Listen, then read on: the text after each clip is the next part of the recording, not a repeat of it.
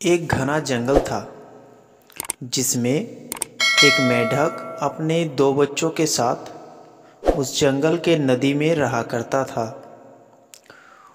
उन तीनों बच्चों की दुनिया जंगल और नदी तक ही सीमित थी। बाहरी दुनिया से उनका कोई वास्ता नहीं था। खाते पीते बड़े आराम से मज़े में रहते थे। उनका जीवन कट रहा था बहुत सुविधा से। मेंढक मोटे तगड़े हो गए थे और उनके बच्चों के लिए वो दुनिया का सबसे विशाल जीव था। वो रोज़ उन्हें अपनी बहादुरी की किस्सा सुनाया करता था।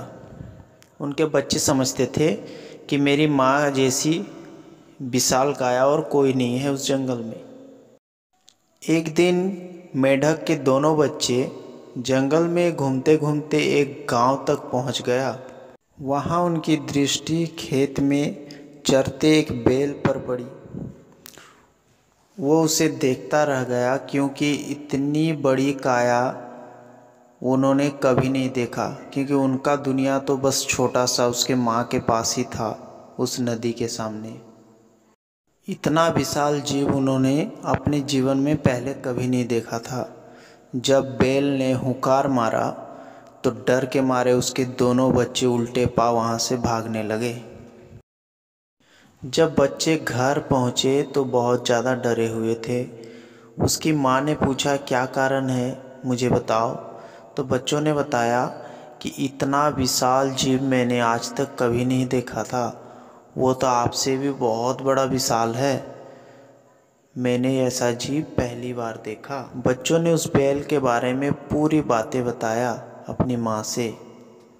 फिर बच्चों ने कहा कि सबसे विशाल जीव वो है, आप नहीं। उसकी माँ को ये बात बुरा लगा। फिर उसकी माँ ने पूछा बच्चों से कि मुझे बताओ वो देखने में कैसा था।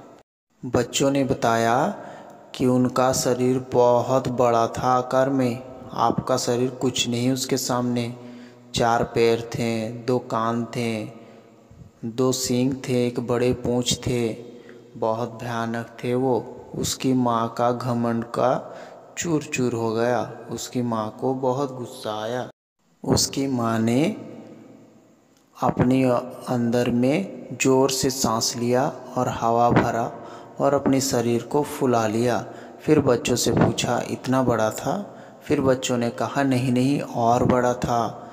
फिर उसकी माँ ने और ज़्यादा हवा भरा। फिर बच्चों से पूछा, इतना बड़ा था? फिर बच्चों ने कहा, नहीं माँ, और भी बड़ा था।